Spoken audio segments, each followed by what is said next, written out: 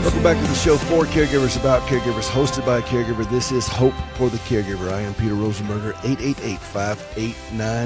888-589-8840, 888-589-8840 if you want to be a part of the show. You can also go to hopeforthecaregiver.com, and you'll see also some things there that Gracie and I have done. You know, I go back to what Monty said about mental illness and so forth. It starts in the gut. I think about the song that we just sang, Come to the Table. You know, food is a big part of our lives, but spiritual food is as well.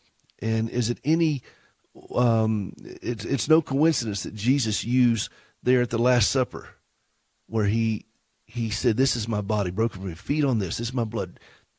We don't understand, but when we feed on Christ, and I don't, you know, people get real weird with that kind of terminology, but what we're doing is we're just constantly consuming in our hearts and our spiritual bodies the scriptures, the Word of God, and the concepts and the precepts that Christ imparted to us, particularly through the cross.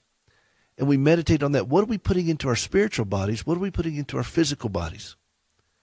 And Gracie and I made a decision some years ago with the help of a lot of friends who have said, look, we're going to help you guys, shepherd you guys to some healthiness. And I talk about this in 7 Caregiver Landmines and in Hope for the Caregiver, of just the healthiness component of what we do. But you got to do it in tandem with your spiritual life too. You can't just sit there and say, okay, I'm just going to go on this crazy diet here and eat only this kind of stuff, but you're putting all kinds of garbage into your heart, into your spirit.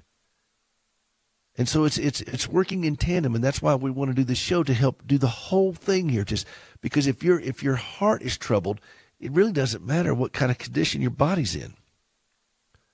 Let's just be honest with you. If your heart's all messed up, but it's a matter of the heart. If you get into the heart place, then everything else becomes an extension of what's going on with you there.